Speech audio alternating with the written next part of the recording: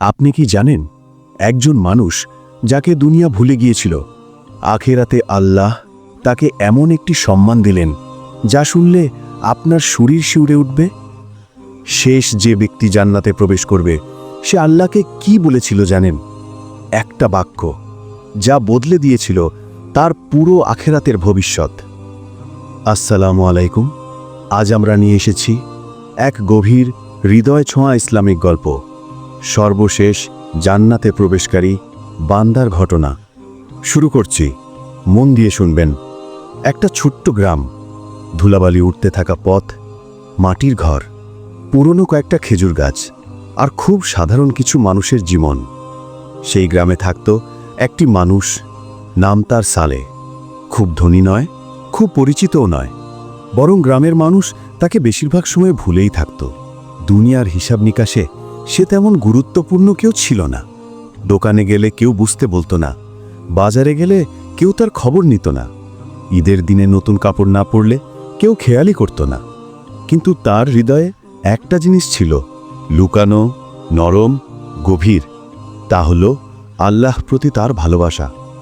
সালেহের নিজের জীবনে ছিল কষ্টের পাহাড়। ছোটবেলায় মা বাবা মারা যায়, ফুপুর বাড়িতে বড় হয়। সেখানে কাজের বোঝা ছিল অনেক। সবাই তাকে শাসন করত, বকাঝকা করত, কখনো কখনো তুচ্ছতাচ্ছিল্য করত। কিন্তু তার একটি অভ্যাস ছিল, রাতে সবাই ঘুমিয়ে গেলে সে ছাদে উঠে আকাশের তারা দেখত এবং খুব ধীরে বলতো, ইয়া আল্লাহ, আপনি আছেন তো? যদি থাকেন আমাকে ভুলবেন না, ঠিক আছে? তার জীবনে কোনো বড় সুখ ছিল না, কোনো বড় অর্জনও ছিল না, শুধু ছোট ছোট দোয়া, ছোট ছোট সওয়াব, আর চোখের কোণে লুকানো কিছু আশা। বয়স বাড়ার সাথে সাথে দুনিয়ার কষ্টও বাড়ল। কাজ খুঁজে পেত না, একা থাকত, কখনো কখনো দিন কাটত উপোস। কেউ তার কষ্ট বুঝত না, কেউ পাশে দাঁড়াত না। একদিন রাতে প্রচণ্ড ঠান্ডার মধ্যে সালেহ মাটির খাটের ওপর শুয়েছিল। সারা দিন কোনো কাজ পায়নি, কিছু খেতেও পায়নি। অন্ধকার ঘরে বাতাস ঢুকছিল ফুসফুস করে। সে চোখ বন্ধ করে বলল, ইয়া আল্লাহ, যদি আজকেই আমাকে নিয়ে যান। আমার তো খুব বেশি কিছু নেই দেওয়ার, কিন্তু আমার এই মনটা আপনি জানেন। এই দোয়া তার জীবনের সত্যিকারের পরিচয়। সে কখনো বড় বড় কাজ করতে পারেনি, কখনো মানুষের মাঝে নাম করতে পারেনি, কিন্তু নিষ্পাপ ছিল, সত্যিকারের বিনয় তার ভিতরে ছিল। তারপর একদিন রাতে হঠাৎই তার মৃত্যু হলো, নিঃশব্দ মৃত্যু। গ্রামের মানুষ পরদিন জানতে পারল।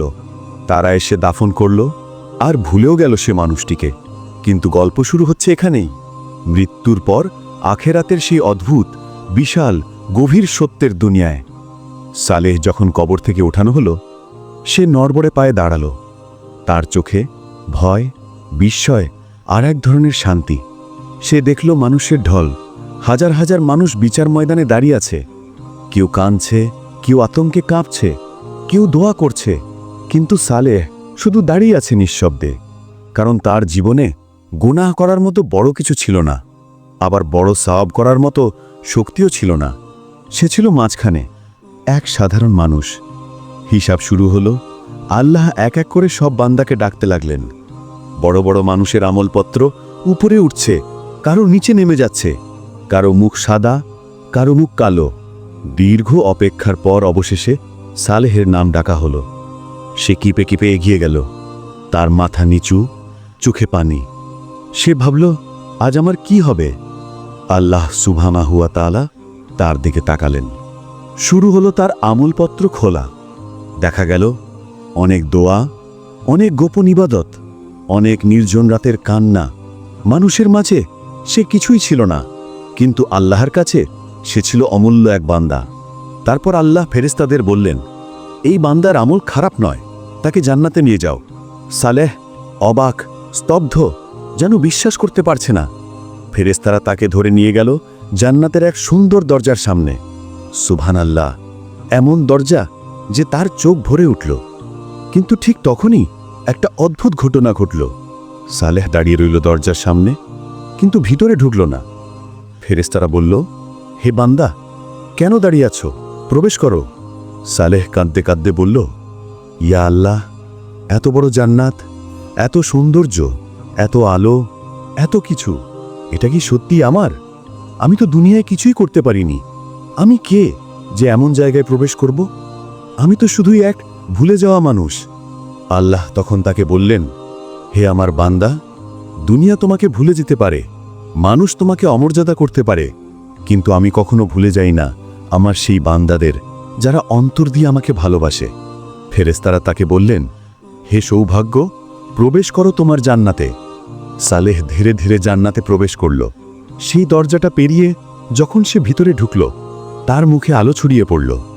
সে বলল, ইয়া আল্লাহ, আজ বুঝলাম দুনিয়ার চোখে ছোট হওয়া মানে আল্লাহর কাছে ছোট হওয়া নয়। এভাবেই এক সাধারণ ভুলে যাওয়া মানুষ হয়ে গেল জান্নাতের সম্মানিত অধিবাসী।